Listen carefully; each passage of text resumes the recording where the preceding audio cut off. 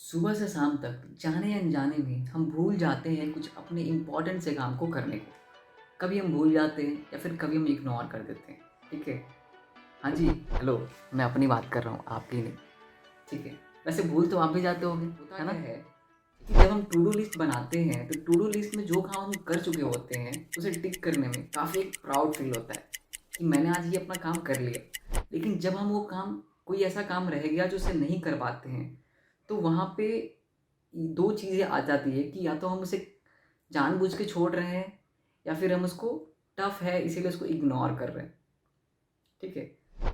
चीज़ों को भूलना और इग्नोर करना दोनों में फ़र्क है। जब आप चीज़ों को भूल रहे हो तो वो आपसे एक अनजाने सी गलती हो रही है जिसे आप सुधार लोगे। लेकिन आप चीज़ों को जानबूझ के टाल रहे हो तो वो आपकी एक हैबिट डेवलप हो रही है जो कि गलत है। और इसी इसी गलत हैबिट को इंग्लिश में कहते हैं प्रोकास्टिनेशन।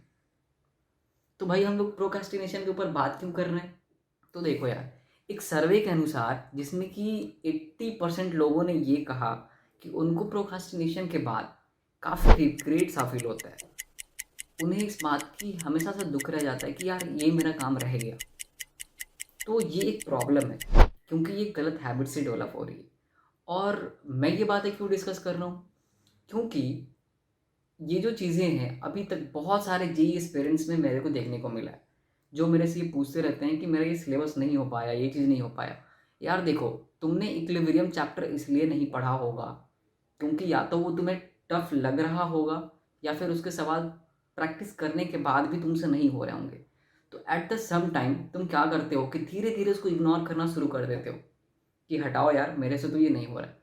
और यहाँ से डेवलप होती है तुम्हारी प्रोकास्टिनेशन की हैबिट। समझे? तो ये एक बहुत बड़ी लत है और एडिक्शन है जो कि तुम्हें कभी फेल भी करा सकता है। राइट।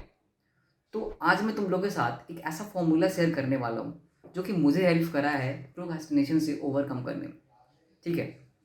तो सपोज करो कि एक सेल्समैन है जिसे कि एक महीने में 30,000 रुपये कमाने। ठीक है। और उसे एक दिन में कितना काम करना चाहिए कि वो अपना टारगेट अचीव कर पाएगा? 30,000 को कितने दिन बचे हैं कमाने में उससे डिवाइड करो। तो 30 से मैंने डिवाइड करा 1000। क्लियर है कि मुझे एक दिन में एटलीस्ट उस सेल्समैन को 1,000 तो कमाने पड़ेंगे। कम से कम उसे इतना काम तो करना पड़ेगा कि 1,000 वो एक दिन में बना सके। अगर वो नहीं करता है तो वो अचीव नहीं कर पाएगा। ठीक है। तो इस तरीके से, इस छोटे से फॉर्मूले से मुझे इंस्पिरेशन मिला कि मैं अपने एक दिन की इवेल्युएशन को कर सकूं और उसका कीमत समझ सकूं कि मुझे अगले टेस्ट में फोड़ना है, 100 नंबर से 150 नंबर तक पहुंचना है। तो मेरे आज का जो सीन है, जो मैं मेहनत कर रहा था, क्या मैं उतना कर रहा हूँ? उससे ज़्यादा और कितना बढ़ाना होगा ताकि मैं वो अचीव करूँ। समझ में आ रहा बात? तो अपने 150 का टारगेट को जितने दिन बचे हैं उससे डिवाइड करो, तुम्हें पता लग जाएगा कि तुम्हें एक दिन में कितना काम करना है। एटलीस्ट उतना तो तुम्हें करना ही होगा। समझे? तो इस चीज़ को थोड़ा सा यूज़ करो। ये मेरे को बहुत हेल्प करा है और ये बहुत लेनेंट है, बहुत आसान से किया जा सकता है। ये हैबिट है, आपको डेवलप करना होगा। राइट। तो इस तरीके से मैंने अपनी कीमत समझा एक दिन का। अब तुम अपनी कीमत खुद सेट करो और काम करना शुरू करो। होप कि तुम्हें तुम्हारा टारगेट अचीव करने में ये चीज़ काफ़ी हेल्प करेगा। Thank you. Best, all the best. See you in the next video.